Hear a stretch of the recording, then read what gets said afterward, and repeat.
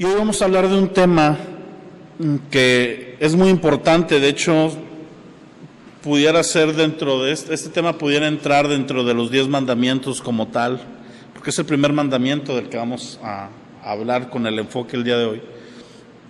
Y en 1 Samuel 5 cuenta una historia de cuando los filisteos se quedan con el arca y se la roban, se la llevan, pues no saben realmente qué hacer con ella, porque el arca era una herramienta, digamos, o era un mandamiento, instrumento es la palabra, era un instrumento de Dios para con el pueblo de Israel, no era para cualquier persona, era el pueblo de Israel, tenía una historia, tenía un porqué. Y dice, los filisteos tomaron el arca de Dios y lo llevaron de Ebenezer a Asdod. Héctorito, si puedes, bájale poquito nada más a mi micro, tantito. Siento que me oigo muy con mucho eco. Y por ahí hay un carro en reversa. Dice, entonces los filisteos tomaron el arca de Dios y la introdujeron en el templo de Dagón. Lo pusieron junto a Dagón. Dagón era un ídolo de los filisteos. A la mañana siguiente, cuando los de Asdod se levantaron temprano, vieron que Dagón había caído rostro en tierra delante del arca de Dios. Así que tomaron a Dagón y pusieron otra vez en su lugar, pero al levantarse temprano al día siguiente, otra vez Dagón había caído rostro en tierra delante del arca de Dios, pero ahora la cabeza de Dagón y las 2 palmas de sus manos estaban cortadas sobre el umbral, solo el tronco le quedaba a Dagón. Por eso hasta el día de hoy ni los sacerdotes de Dagón ni ninguno de los que entran en este templo de Dagón pisan el umbral de Dagón en Asdod. Esto ocurrió, ellos vienen y ponen el arca, no saben qué hacer con ella, entonces la meten en su templo, la meten donde tienen sus ídolos y lo ponen junto. Ellos tenían varios ídolos y lo ponen junto a uno que se llama Dagón, no dragón, es sin la R, ¿verdad? Que yo le metía la R, no sé por qué. Y Dagón representa en este pasaje precisamente lo que Dios hace con los ídolos, que es derribarlos. Sí, el día de hoy la palabra se llama derribando ídolos. Y no hablo de derribarlos nosotros meramente, sino de Dios derribando a los ídolos. Dios es un Dios que le gusta la exclusividad. Cuando Él entra a un pacto con el pueblo de Israel, cuando Él entra a un pacto con el hombre, cuando Él entra en una relación con nosotros, Él demanda exclusividad. ¿Sí? Las religiones a través de la historia, los cultos de adoración se pueden diferenciar en 2 ramas, monoteístas o politeístas, ¿verdad? Para esa clase de historia y geografía de civilizaciones antiguas. La mayoría de las civilizaciones antiguas, los egipcios, los babilonios, los griegos, los romanos, los germanos, los aztecas, mayas, todas las civilizaciones que nosotros conocemos, el 99.9 de ellas son politeístas. ¿Qué significan esto? Que creen en varios dioses. Hoy en día, por ejemplo, en la India es uno de los lugares con mayor adoración a diferentes dioses. Y hay dioses en la India, digamos, los clásicos, los que conocemos en todo el mundo, este elefantito con varias manos, que es Krishna, ¿verdad? O Vishnu, otro. Pero ¿sabías que en la India se adora incluso a la vaca? La vaca es un animal sagrado de adoración. Si tú vas manejando tu carro en la India y se te atraviesa una vaca, tu deber religioso sería esquivar a la vaca y preferiblemente atropellar a alguien o chocar con un árbol o matarte tú, a matar a una vaca. ¿Sí me entiendes? Ese grado de adoración hay. Y cuando Dios entra con Israel, Dios demanda, ahorita vamos a leer en Éxodo, vamos a leer esta parte, pero Él demanda ser el único Dios, el único digno de adoración, la única fuente a la que vamos a dirigir nuestra adoración, nuestra devoción, nuestra lealtad. Dios entra en este término. El gran problema de la iglesia a través de la historia, de la primera iglesia, de la iglesia que dejó Jesucristo cuando ascendió a los cielos y dejó a sus 12 discípulos para que comenzaran este movimiento de la iglesia, la gran polémica o la gran persecución por parte de Roma precisamente tenía que ver con ese corazón de la iglesia de decir, solo adoramos a Dios, solo adoramos a Cristo. Ahora tú podrás decir, bueno, nosotros adoramos a varios dioses. No. Y me podrás decir, adoramos a Padre, Hijo y Espíritu Santo. Y la respuesta es que no son varios dioses. Recuerda que la Trinidad, el misterio de la Trinidad es un solo Dios expresado en 3 personas distintas. ¿Cómo funciona eso, Abimael? No lo sé. Es un misterio, Pablo le llama el misterio de la Trinidad. Nadie lo puede explicar, pero a través de la fe podemos entrar en esta relación con Él. Y lo vemos manifestado a lo largo de la Escritura, pero no es el tema de la Trinidad el día de hoy. Después podemos tocar el tema nuevamente. Pero el problema de Roma decía, a ver, es que mi problema con los cristianos es que cuando yo les digo que el César es el Señor, ellos me responden que no, que para ellos el único Señor se llama Jesucristo. Y entonces nuestro problema no es que adoren a Jesucristo, nuestro problema es que no quieren reconocer el señorío del César. El César era igual que Faraón en el antiguo Egipto, el César era considerado un dios en sí mismo, ¿sí? Un representante de Dios en la tierra. Y entonces ellos se ofendían, ¿verdad? La historia, tú lees el libro de Hechos, la historia cuenta que una vez llega... no me acuerdo si es Pablo o Pedro, uno de estos llega y creo que es Pablo, y hace una sanidad y el pueblo que está ahí le empieza a traer sacrificios a él. Le traen toros y guirnaldas diciendo, estos son los dioses que han bajado ante nosotros y él es Júpiter y Marte, porque venían 2. Y Pablo les para la adoración en seco y le dice, no, espérense, yo soy hombre, yo no merezco adoración, yo no merezco ningún reconocimiento, el único digno es Cristo. Y entonces al momento se les voltea el corazón y lo empiezan a apedrear. ¿Te fijas qué chistoso es la humanidad? Porque cuando tocan nuestros ídolos, ¿qué pasa con nosotros? ¿Has visto un gato enojado? Bueno, así nos ponemos, ¿verdad? Cuando alguien toca áreas de nuestro corazón a las cuales somos demasiados devotos, luego lo brinca alguien dentro de nosotros. Hay un dicho popular, ¿verdad?, que se dice que no se habla ni de política, ni de fútbol, ni de religión. ¿Por qué? Porque te provocas ahí un pleito. ¿Y sabes por qué? Porque somos muy apasionados precisamente de estas 3 cosas. Sí, más en los últimos tiempos, ¿verdad? En México ha habido una polarización política y una polarización religiosa, y de fútbol pues ni hablamos, ¿verdad? El América ya sabemos cuál es su lugar. No vamos a entrar a eso el día de hoy. Pero Dios, cuando está el arca delante de los filisteos y está Dagón ahí, Dios derriba en las noches a Dagón dando un mensaje diciendo, yo soy el que va a prevalecer en medio de todos los dioses que hay. Yo soy el único Dios verdadero.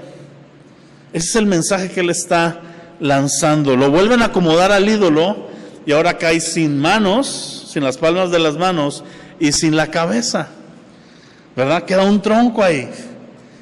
Y está Dios mandando un mensaje, ¿verdad? Diciendo, las veces que lo levanten, yo lo puedo derribar. Y este ídolo es incapaz de defenderse. Si él fuera poderoso, él se defendería. ¿Sí? Cuando tú te metes a estudiar lo que pasó en Egipto, uno dice, ¿por qué pasan las cosas así? Dios tiene un porqué. Cuando tú estudias cada una de las 10 plagas, estas 10 plagas atacaron en maneras indirectas a dioses o deidades que Egipto tenía. El río Nilo era una fuente de adoración. Sí, la rana, una de las plagas que es la rana, ellos tenían un dios llamado Hathor, la rana. Y así muchos, ¿verdad? El faraón fue el último, cuando el hijo de faraón, que iba a ser el heredero de faraón, que para ellos representaba a Dios en carne, murió. Simple y sencillamente por un designio de Dios, mostrándose fuerte ante todos los ídolos de Egipto. Cuando Egipto termina este proceso, Egipto termina devastado políticamente, socialmente, económicamente, pero sobre todo moralmente. Su religión, su creencia los lleva a una confrontación de decir: este es el Dios verdadero. Cuando Israel comienza a avanzar saliendo de Egipto, todos los pueblos vecinos que escucharon, ¿verdad? A mí me llama la atención cómo sin Facebook, sin Twitter y sin WhatsApp, todos los pueblos se enteraron de lo que pasó en Egipto. Dijo un amigo: mujeres había, ¿verdad? Porque corrieron la voz. Quién sabe cómo lo hicieron, pero rapidito les llegó la noticia y todos tenían miedo, porque todos decían: si el Dios de Israel venció a los dioses de Egipto, que han demostrado por todo este tiempo que han sido los fuertes, ¿qué nos espera a nosotros? Y me llama la atención cómo la gran mayoría de las veces el pueblo ajeno a Dios tiene más revelación del poder de Dios, de la suficiencia. Di conmigo: suficiencia. Abimael, ¿a qué te refieres con suficiencia? Precisamente a eso, a que Cristo, di conmigo, Cristo es suficiente. Alguien se quiere poner más espiritual y diría: más que suficiente, pero eso no existe. No se puede ser más que suficiente, se es suficiente, ¿verdad? Pero nosotros entendemos la suficiencia como algo malo, pero no es algo malo. Suficiente significa que no necesitas nada más, no que apenitas llegas, no. La suficiencia verdadera habla de una plenitud, habla de que no necesitas añadirle nada. Y cuando hablamos de nuestra relación con Dios, hablando de su presencia, hablando de su persona, nosotros tenemos que caer en la realidad de que Cristo es suficiente, es la plenitud. Mira, acompáñame a Colosenses, ahorita te digo el versículo, pero ve ubicando el libro de Colosenses. Y si quieres tarea esta semana, lee el libro de Colosenses. Son 4 capítulos, ¿verdad?, que puedes leer tranquilamente.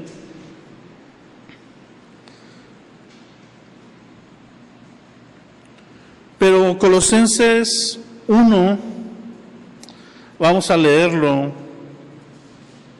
del 15 en adelante, hablando de Cristo. Dice: Él es la imagen del Dios invisible, el primogénito de toda creación, porque en Él fueron creadas todas las cosas, las que hay en los cielos y las que hay en la tierra, visibles e invisibles, sean tronos, dominios, principados, potestades. Todo fue creado, escucha esto, por medio de Él y para Él. Dios ha creado todas las cosas a través de Cristo, del verbo, de su palabra. Dios hablaba y las cosas eran creadas, y las hizo por medio de Él, pero al final de las cosas también las hizo para Él. ¿Por qué? Porque dice la palabra que el Padre le ha placido entregarle el señorío y el reinado. ¿A quién? Al Hijo, a Cristo, al Verbo. De modo que todo lo que ha sido creado fue creado por medio de Él. Él lo sostiene, según Hebreos capítulo 1, apúntalo nada más, no voy a ir por cuestión de tiempo, pero en Hebreos capítulo 1 dice que todo lo sostiene por el poder de su palabra. Sí, ahorita cantábamos, el Dios que hizo los cielos y la tierra por el poder ¿de qué? De su palabra. ¿Y qué dice después la canción? Reina con autoridad. Porque habla de este gobierno, habla de este control, de este dominio. A mí me encanta hablar del control y del dominio y del reinado de Cristo. ¿Por qué? Pues porque me conviene, ¿verdad? Porque estamos del lado correcto. Estamos bajo ese reinado a nuestro favor. Somos sirvientes, somos hijos, somos amados. Hay muchas identidades que como iglesia podemos tener, pero todas son a nuestro favor. Porque Él reina con autoridad y es un reino bueno. Él no reina como reinarían los gobernantes de la tierra, ¿verdad? Ahorita, por ejemplo, oyendo todo este rollo que traen ahorita, que se está reviviendo lo de Rusia, sí, han oído las últimas noticias, ¿verdad? Que Estados Unidos le dijo a Ucrania, pues usa mis armas, ¿verdad? Contéstale los ataques. Y aquellos más enojados, ¿verdad? Y pareciera que no va a haber paz. Y yo me pongo a pensar, ¿sabes por qué es toda esta guerra? Por una persona, o dos o tres. Los gobernantes no son los soldados los que quieren la guerra, no son los que están en los pueblos donde caen las bombas y donde están los militares los que quieren la guerra. El que quiere más pedazo de tierra es el gobernante de uno y el que quiere defender es el gobernante del otro. Y toman decisiones caprichosas, decisiones en contra del pueblo, decisiones donde uno dice, quisiera estar bajo otro gobierno. Es más, voy a irme a otro país a pedir asilo político. ¿Sí has oído ese concepto? Cuando hay naciones, ¿verdad?, donde hay persecución, donde hay una dictadura, donde las condiciones no están correctas, pueden clamar políticamente a otro país que esté en mejores condiciones y pedir lo que se llama asilo político. Es decir, déjame entrar a tu tierra, trabajar ahí todo, dame esta oportunidad porque mi tierra, no me estoy yendo nada más porque me quiero ir o por el sueño americano, no, es porque en mi tierra realmente no se puede. Bueno, tú y yo jamás, estando bajo el reino de los cielos, jamás habrá otro reino al cual le podamos pedir que esté mejor que nosotros, porque el reino de Cristo es el mejor. ¿Sí? De hecho, nosotros somos migrantes, que veíamos el reino de los cielos y dijimos, aquel reino está más chido, déjame y pido asilo político en nombre de Jesucristo, y ahora somos ciudadanos celestiales, según dice Pablo, somos embajadores, ¿verdad? Abimael, estamos en la iglesia en una clase de política, las dos, ¿verdad? Política del reino, porque tiene que ver con una tranquilidad, porque yo estoy tranquilo por la suficiencia de Cristo. Porque Él es suficiente, Él no necesita que lo ayuden, Él no necesita que lo asesoren, ¿verdad? Ahorita todos los presidentes cuando toman un cargo se rodean de gente. Yo me pongo a pensar, ¿de quién se rodearía Jesucristo? ¿A quién le puede pedir Jesús consejos de economía? ¿A Slim? ¿Al tío Richie? A nadie de esos, ¿verdad? Porque Él sabe más. ¿A quién puede poner Jesucristo como ministerio de salud del reino de los cielos? Es Él. Por eso no es una presidencia, es un reinado, donde nuestro rey es suficiente. Ahora, si tú y yo tenemos esa mentalidad, no vamos a batallar con Éxodo 20. Éxodo 20 nos cuesta trabajo cuando no entendemos la grandeza del Dios al que servimos. Cuando no entendemos la hermosura de Cristo, cuando no entendemos precisamente, remarco, y vas a oír esa palabra mucho hoy, su suficiencia. Pero déjame terminar de decirte lo que está en Colosenses y voy a Éxodo. Versículo 17, Él es antes de todas las cosas. En todas las cosas, en Él subsisten. Él es la cabeza del cuerpo, la cual es la iglesia, el que es desde el principio, el primogénito de los muertos, para que en todo tenga Él la preeminencia, el primer lugar. Cristo está diseñado para tener en todo el primer lugar. Al grado que cuando Dios dijo, va a haber una resurrección de los muertos, El primero voy a ser yo, voy a tomar forma de hombre, voy a morir por ellos y voy a resucitar al tercer día y voy a tener la preeminencia aún en la resurrección. Porque es la resurrección por medio del Espíritu. Tú me dirás, Abimael, otros hombres resucitaron en la Biblia antes que Jesús, pero esos que resucitaron volvieron a morir. Lázaro se volvió a morir. Déjame te agüito, ¿verdad? Si tú pensabas que Lázaro andaba por ahí, no, Lázaro se volvió a morir. El niño que resucitó Eliseo se volvió a morir. El soldado que cayó en la tumba de Eliseo y sus huesos lo resucitaron, se volvió a morir. La hija de Jairo, que estaba enferma, murió y Jesús la resucitó. Al paso de los años se volvió a morir. Pero Cristo resucita para no morir jamás. Y cuando nosotros resucitemos en la resurrección de Cristo, en la resurrección de los muertos, no moriremos. Amén. Él es la preeminencia, Él es primero. Y termina el 19 con lo que yo te quería decir originalmente, lo demás fue de regalo. Dice, por cuanto agradó al Padre que en Él, en Cristo, habitara toda plenitud. Toda plenitud. ¿Qué es la plenitud? Es la suficiencia. Vuelvo a lo mismo. Es no poder añadirle nada. ¿Sabes que la mayoría de nosotros, teniendo semejante promesa, nuestra humanidad nos engaña, haciéndonos creer que nos faltan cosas para estar plenos? La mayoría de nosotros, no pido que levantemos la mano porque voy a ser el primero en levantar hasta los pies, pero hemos llegado a hacer oraciones como, toda mi vida está con ganas, si tan solo tuviera esto otro, ya estaría al 100. Tal vez para un soltero puede ser el matrimonio, y luego te casas y ahora son los hijos, y tienes el hijo y la casa propia, y tienes la casa propia, bueno, ahora la casa propia con alberca. Y tienes la casa propia con alberca, ahora 2 casas, una en Mazatlán para ir de viaje.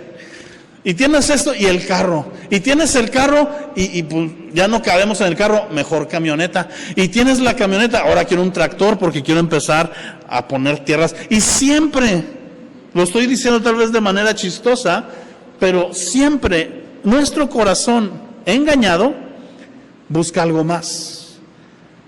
Pero cuando nosotros caemos en sí y entra la realidad de Cristo, no que no deseemos más cosas, no que no quieras crecer. No, yo no te estoy hablando de que tienes que ser una persona conformista porque ya tienes a Cristo. No, yo creo en el crecimiento, yo creo en el desarrollo, pero no como algo que te hace falta, sino como algo a lo que puedes aspirar para tener mayor influencia y llevar más beneficio al reino.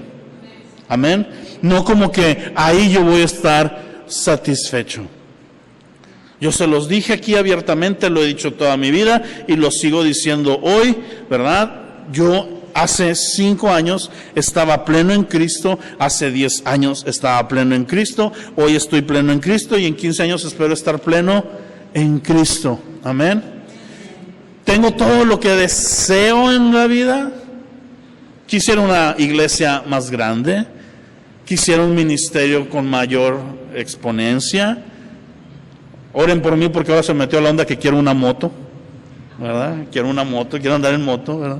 Y las más van a decir, no, te vas a matar. Bueno, ora por mí para que no me maten la moto que me voy a comprar. Pero cuando voy a comprar esa moto, quién sabe, a lo mejor ni me la compro, ¿verdad? Nada más traigo el gusanito. Pero de repente quiero cosas, pero soy pleno. No es como que necesito esto, necesito aquello. La idolatría nos engaña, haciéndonos pensar que hay elementos en esta tierra que nos van a dar mayor plenitud que la que ya nos ofrece Cristo. Que hay elementos en la tierra que te pueden brindar mayor seguridad que la que te ofrece Cristo. Hay una historia en la palabra, no voy a ir por versículos, por el tiempo, pero puedes leer Segunda de Reyes y puedes leer Isaías. Y vienen a sitiar a Israel, un rey viene, creo que es Sennacherib, el que viene a atacar a Israel. Y el rey de Israel, ¿sabes qué hace? Pide ayuda a Egipto. Manda mensajeros y dinero para contratar soldados de Egipto para que le caigan al quite y le ayuden. Y Dios se enoja y Dios le manda al profeta y le dice: Egipto va a ser en tu mano como un bastón astillado, que cuando te apoyes en él te va a traspasar la mano, porque no me consideraste a mí y pediste ayuda en otro lugar. Y yo digo, pues sí es cierto, porque en todas las ocasiones que Israel no tenía cómo hacer frente a las batallas y Dios les ayudó, vencieron. Ya fuera porque se paró el sol, porque se cayó la muralla, porque los enemigos se confundieron y se empezaron a matar entre sí. Tú lee cada batalla, que no tenían cómo ganar y confiaron y creyeron y ganaron. Porque nuestra salvación viene del Señor. Amén. Dice el Salmo: levantaré mis ojos a los montes. ¿De dónde vendrá mi socorro? La respuesta no es de esos montes, es: mi socorro viene del Señor, que hizo los cielos y que hizo la tierra. Éxodo 20, del 1 al 4, te lo voy a leer.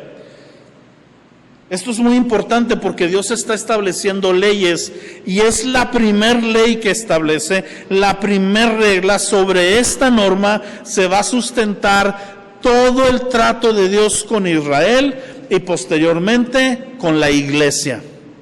Es la piedra fundamental de la ley del Señor. A Jesús le preguntaron: ¿cuál es el primer y gran mandamiento? Y respondió este: amarás al Señor tu Dios. Dice: yo soy el Señor tu Dios que te saqué de la tierra de Egipto, de la casa de servidumbres. No tendrás dioses delante de mí. No te harás ningún ídolo, ni semejanza alguna del que está arriba en el cielo, debajo de la tierra, en las aguas de debajo de la tierra. No los adorarás, ni los servirás. A Jesús le preguntan y Jesús responde: amarás al Señor tu Dios con toda tu alma, con toda tu mente, con todas tus fuerzas y con todo tu corazón. Ese es el primer y gran mandamiento. La cosa es muy sencilla. Dios viene y dice: no va a haber nadie antes de mí en tu corazón.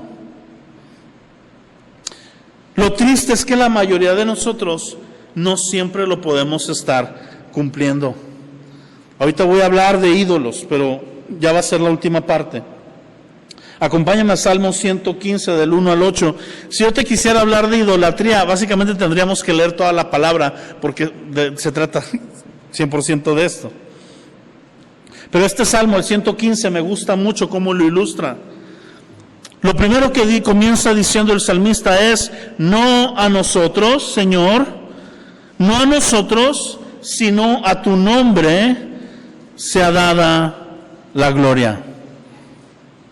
¿De quién es la gloria? De Dios. ¿Lo podremos decir al unísono? ¿De quién es la gloria? De Dios. No es a nosotros. No se trata de qué tan bueno soy, qué tan malo soy, ya vimos eso. Es la misericordia y la gracia de Dios. No es tanto que yo soy bueno y que yo tengo recursos y que yo hago esto. Dios me brinda todo lo que tengo. Aún aquellas cosas en las que yo me esfuerzo y sobresalgo, lo hago con herramientas que Dios me ha dado. Porque tu misericordia, por tu fidelidad.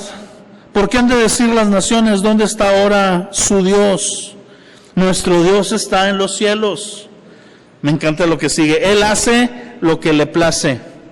¿Qué hace Dios? Lo que le place. Y empieza un contraste entre Dios y los ídolos. Aquí son los ídolos creados con manos humanas, pero que representan perfectamente todo tipo de idolatría, porque ahorita vamos a especificar qué es un ídolo. Dice: los ídolos de ellos son plata y oro, obra de manos de hombre. Tienen boca, no hablan. Tienen ojos y no ven. Tienen oídos y no oyen. Tienen nariz y no huelen. Manos y no tocan. Pies y no caminan. Aparentemente tienen todo, pero no pueden hacer nada por sí mismos. No emiten sonido alguno con su garganta, se volverán como ellos los que lo hacen y todos los que en ellos confían. El problema de los ídolos es que los ídolos están basados en nosotros y hacia nosotros. Y con Cristo todo es de Él y para Él. Y nuestro mayor ídolo, me voy a adelantar al final, voy a comenzar por el último ídolo, te voy a hablar de tipos de ídolos, pero para definir un ídolo es bien sencillo. Un ídolo es cualquier cosa, puede ser un objeto, una persona, un deseo, un pasatiempo, qué sé yo. Cualquier cosa que se interponga entre la totalidad de mi afecto a Dios y nosotros. A veces nuestros ídolos son cosas buenas. ¿La familia es buena? Claro que la familia es buena, Dios la diseñó, Dios quiere que tengas familia, pero Dios quiere que tu familia y tú sirvan para Él, no que tú te sirvas de tu familia y tu familia se sirva de ti y vivan el uno para el otro antes que para Dios. Dios creó el trabajo no es un castigo, el trabajo es una bendición. ¿Sí? Tenía un amigo que salía a buscar trabajo y antes de salir oraba para no encontrar, porque quería descansar. ¿Verdad? Pues no es un castigo, el trabajo es una bendición. Pero muchos empiezan a poner primero su trabajo, primero su ganancia que a Dios. ¿El dinero es malo? No, no es malo. El amor al dinero, dice Pablo, es malo. Cuando dice amor ahí, no es el amor normalito, es el mismo amor que se le debe de tener a Dios aplicado al dinero, un amor incondicional. ¿Sí? ¿Qué otra cosa se me ocurre? ¿Tus hijos, mamás, son malos? No. Pero a veces se vuelven el objeto de tu adoración. Entre esposos puede pasar lo mismo, entre un hobby puede pasar lo mismo. Y vuelvo a lo mismo, no es que no ames nada y solo a Dios, sino es que hay afectos que Dios te permite tener canalizados por medio de Él y para Él. Y hay otros afectos que de plano están lejos de Dios. Ahorita vamos a hablar de eso. De hecho, el primer tipo de ídolo del que yo te voy a hablar ya para comenzar a terminar es el pecado. Di conmigo, el pecado. El pecado se vuelve un ídolo en nosotros porque comenzamos a servir al pecado. Dice la palabra en Romanos que el que peca, esclavo del pecado, se vuelve. Es decir, ¿quién domina a quién? ¿Nosotros al pecado o el pecado a nosotros? Cuando nos entregamos al pecado, el pecado empieza a tener, escucha esta palabra, señorío. ¿Y quién es el que debe tener señorío? Cristo, es el Señor. Así que el pecado en nuestras vidas, ese es un ídolo que Dios no quiere que tengas. Ese no entra dentro de la lista de buenos afectos. Ese es quítalo, sácalo de tu vida, derríbalo.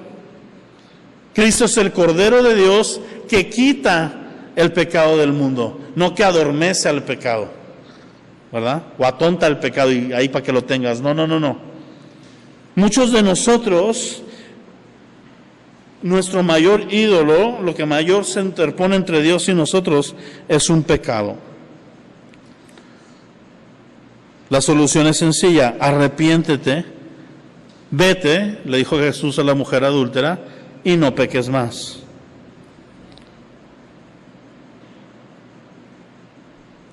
Falsas soluciones, puse aquí. Falsas soluciones, falsos remedios, falsas fuentes de ayuda. Hablando, por ejemplo, de Egipto, el caso que te puse ahorita. ¿Está mal que tú pidas ayuda a otro? No.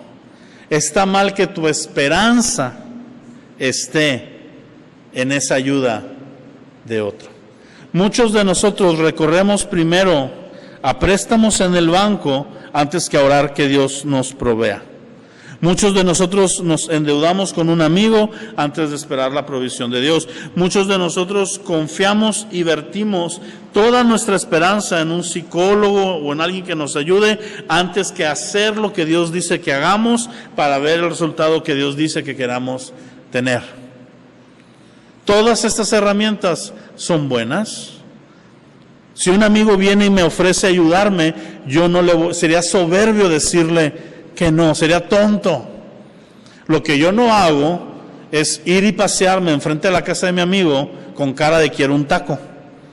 ¿Sí me entiendes? Yo mis necesidades se las cuento a Dios.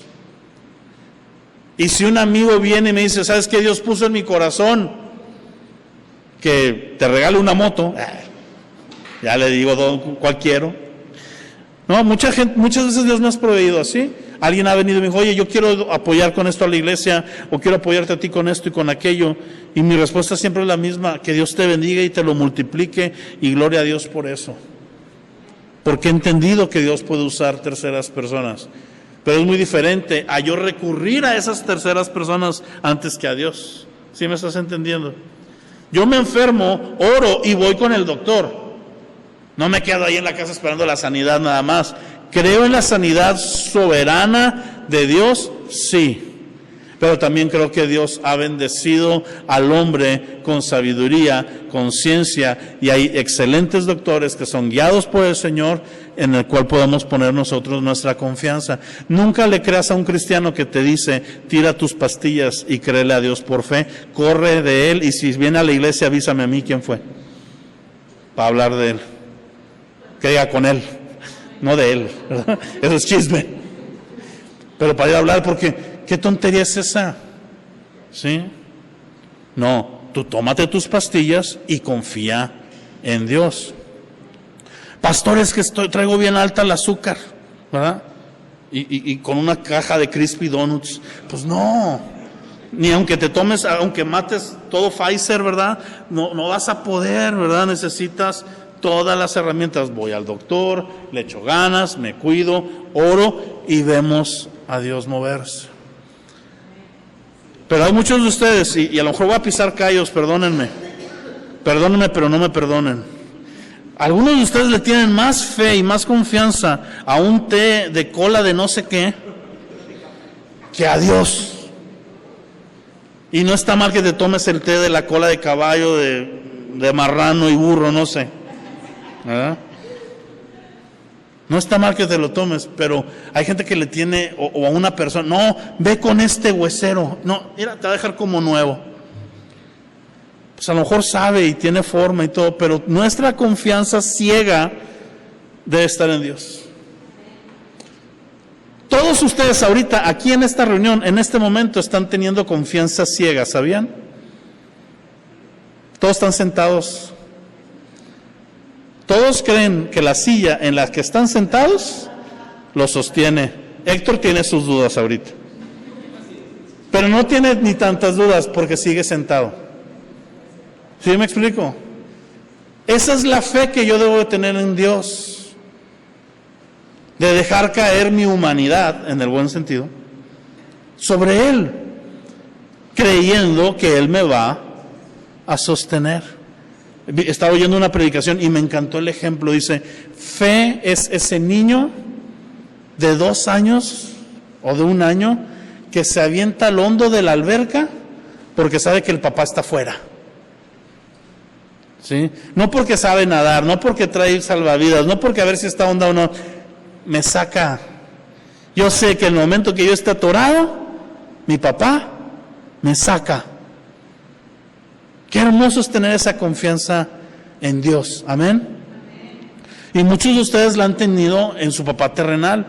Yo sabía, Saúl Rodríguez vivo, que la bronca en la que yo estuviera, si no me sacaba, nos íbamos a hundir juntos. Pero solo no estaba.